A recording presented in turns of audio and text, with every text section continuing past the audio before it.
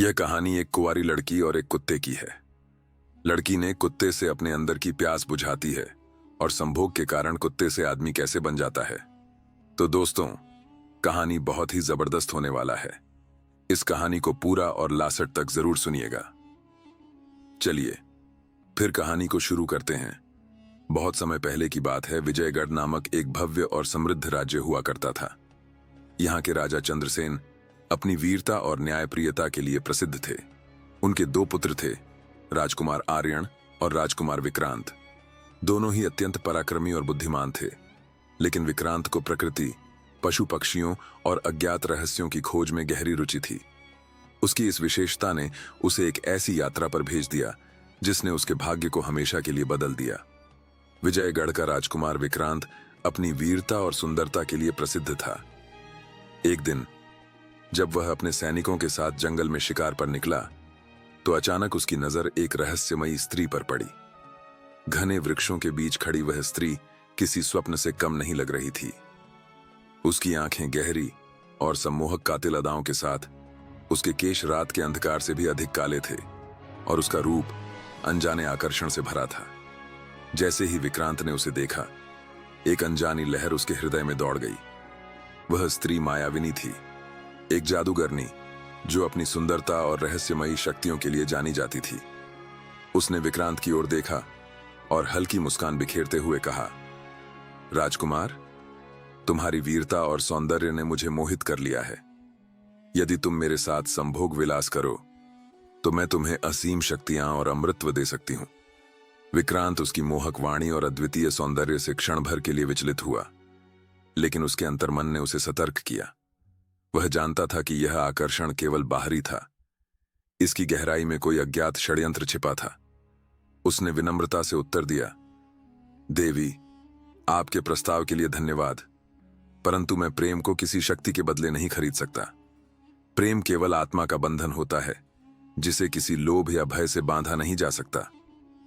मायाविनी ने विक्रांत की ठुकराहट को अपने अहंकार पर एक आघात की तरह लिया। उसका मुख कठोर हो गया, उसकी आंखों में क्रोध की ज्वाला जल उठी। उसने अपने हाथ ऊपर उठाए और आकाश में कोई गूढ़ मंत्र पढ़ा। हवा में बिजली कड़की, पेड़ कांपने लगे और पूरा वातावरण भयावह हो गया। यदि तुम मेरे प्रेम को अस्वीकार कर सकते हो तो मैं तुम्हें उस रूप में नहीं रहने दूंगी जिसे तुमने इतना प्रिय माना है। मायाविनी गर्जी, मैं तुम्हें श्राप देती हूं कि तुम्हारा मानवीय रूप छिन जाएगा और तुम एक काले कुत्ते में बदल जाओगे। यह श्राप तब तक नहीं टूटेगा जब तक कोई कुमारी कन्या अपनी इच्छा से तुम्हारे साथ प्रेम संभोग नहीं करेगी और तुम्हारे संतान को जन्म नहीं देगी। विक्रांत को देखते ही देखते अंधकार ने घेर लिया। उसकी देह कांपने लगी, उसकी त्वचा पर अजीब सा कंपन हुआ और एक भयानक पीड़ा के साथ उसका शरीर बदलने लगा। कुछ ही क्षणों में एक शक्तिशाली मगर उदास आंखों वाला काला कुत्ता वहां खड़ा था। समय बीतता गया। जंगलों में भटकते हुए विक्रांत ने अपना अस्तित्व खो दिया था। वह केवल एक जानवर नहीं था, बल्कि एक श्रापित आत्मा थी। श्राप से मुक्त होने के लिए उसे एक लड़की की प्रेम की जरूरत थी। कुछ समय बाद एक छोटे से गांव में दिव्या नाम की एक युवती रहती थी। वह सुंदर, परोपकारी और निष्कलंक हृदय की थी। उसकी मां बचपन में ही चल बसी थी और उसके पिता भी एक दुर्घटना में मारे गए थे।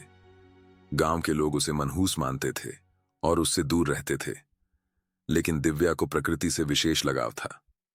एक दिन वह जंगल में घूम रही थी, तभी उसे एक काला कुत्ता दिखा। उसकी आंखें असामान्य रूप से गहरी और बुद्धिमान थीं। वह किसी साधारण पशु की तरह नहीं था, उसमें कोई अजीब आकर्षण था। दिव्या को कुत्ते पर दया आ गई और उसने उसे अपने साथ घर ले गया। उसने उसका नाम रखा शौर्य। शौर्य हर समय दिव्या की रक्षा करता, उसे प्रेम करता, लेकिन उसके मन में कहीं ना कहीं एक अनकही व्यथा थी जिसे वह शब्दों में नहीं कह सकता था। एक रात जब दिव्या अपने घर में सो रही थी, उसे सपना आया कि एक सुंदर राजकुमार एक गहरे जंगल में कैद है और कोई स्त्री ही उसे मुक्त कर सकती है। वह सपना इतना सजीव था कि वह पसीने पसीने हो गई। समय बीतता गया और दिव्या को एहसास हुआ कि शौर्य उसके जीवन का अभिन्न हिस्सा बन चुका है।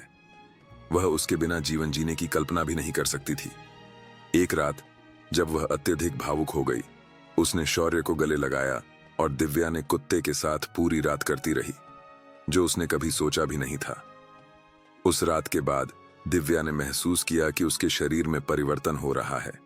धीरे धीरे उसकी तबीयत बिगड़ने लगी और फिर उसे पता चला कि वह गर्भवती है। गांव के लोग स्तब्ध रह गए।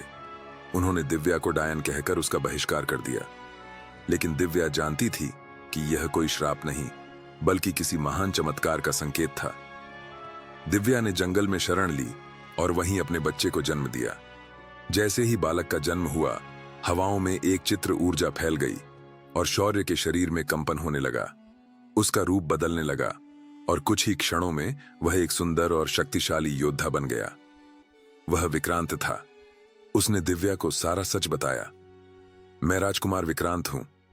मायाविनी के श्राप के कारण मैं कुत्ते में बदल गया था, लेकिन तुम्हारे प्रेम और हमारे पुत्र के जन्म ने इस श्राप को समाप्त कर दिया। दिव्या की आंखों में आंसू आ गए, लेकिन विक्रांत की आंखों में दर्द था।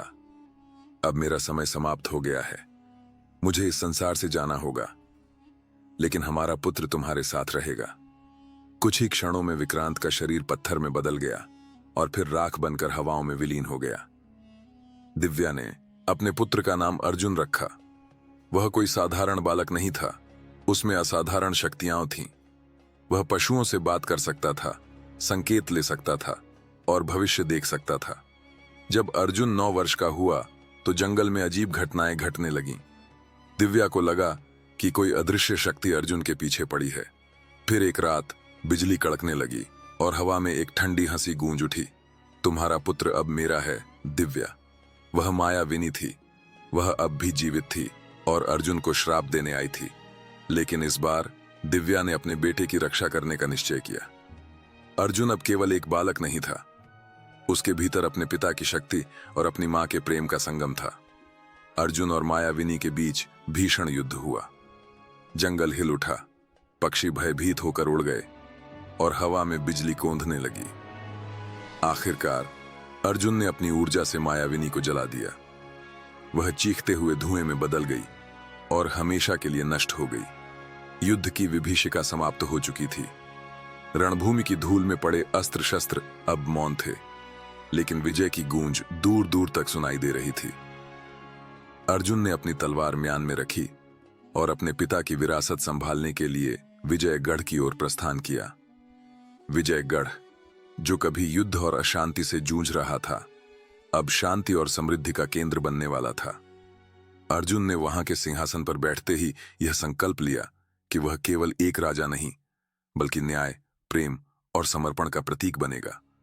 उसकी शासन नीति कठोर नियमों पर नहीं, बल्कि प्रेम और करुणा पर आधारित थी। वह न्यायप्रिय था, परंतु उसकी न्यायप्रियता में कठोरता नहीं, बल्कि संवेदनशीलता थी। राज्य की प्रजा अर्जुन को केवल राजा नहीं, बल्कि रक्षक और मार्गदर्शक के रूप में देखने लगी। उसने युद्ध से मिले अनुभवों को शांति की ओर मोड़ दिया। सैनिकों के लिए अनावश्यक युद्धों का अंत हुआ और उन्होंने रक्षा के साथ साथ निर्माण कार्यों में हाथ बटाना शुरू किया। उसने शिक्षा को बढ़ावा दिया, कला को प्रोत्साहन दिया और अपने राज्य को सांस्कृतिक रूप से समृद्ध बनाया। लेकिन विजयगढ़ केवल शासन की नीति और विकास की गाथा नहीं था, यह प्रेम की कहानी का साक्षी भी था। विक्रांत, अर्जुन का अनन्य मित्र, जो युद्ध में वीरगति को प्राप्त हो चुका था, उसकी स्मृति अब भी जीवित थी।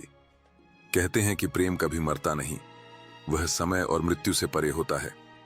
अर्जुन जब भी महल की ऊंची बालकनी से देखता, उसे लगता कि विक्रांत की छाया अभी भी उसके साथ है। राज्य के लोग भी इस प्रेम और समर्पण को महसूस करते थे। जब जंगल में तेज हवाएं चलतीं, जब पत्तों की सरसराहट होती, तो वे कहते कि यह अर्जुन और विक्रांत की अमर कथा का प्रतीक है। प्रेम किसी भी श्राप को हराने की शक्ति रखता है, वह मृत्यु से परे जाकर भी जीवित रहता है।